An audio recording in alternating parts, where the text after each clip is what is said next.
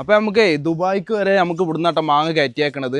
അപ്പോൾ ദുബായ്ക്ക് വരുന്ന ബോക്സാണിത്. ഈ ബോക്സിലാക്കിയിട്ടാണ് നമുക്ക് ദുബായ്ക്ക് വിടുന്നത്. നമ്മളുള്ളതേ ഗുണ്ടൽപേട്ടിലാട്ടോ. ഗുണ്ടൽപേട്ടിലൊരു ഫാമിലാണുള്ളത്. അപ്പോൾ ഇവിടെ ഒരുപാട് മാങ്ങ, അതുപോലെ ഞാവൽ, ഓറഞ്ച് എല്ലാം ഉണ്ട് കൃഷി.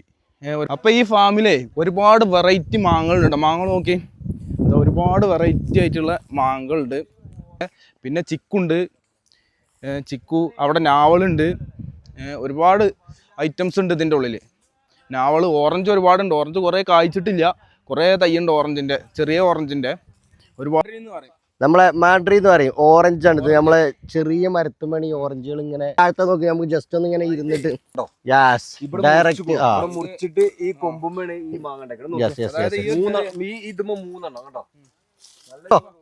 ആ മൂച്ച നോക്കി, ആ മൂച്ചുമ്പോ എത്ര എടുത്താണ് മാങ്ങ നിക്കുന്നത്. ഈ കാര്യങ്ങൾ നമുക്കൊന്ന് കാണിച്ചു തരാം. നോക്കാം യോയോ,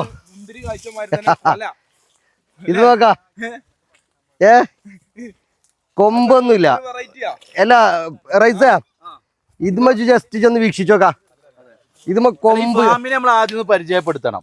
ഇത് നമ്മൾ മുത്തങ്ങ കാട് വഴി വരികയാണെങ്കിൽ ഉള്ളിലേക്ക് കുറച്ച് പോന്നു കഴിഞ്ഞാലാണ് യെസ്, ആ ടോള് കഴിഞ്ഞാലാണ് ഉടനെയാണ്. അല്ല ഇത് എവിടെ ഈ മാങ്ങ നിക്കുന്നത്? ഫാം നമ്മളെ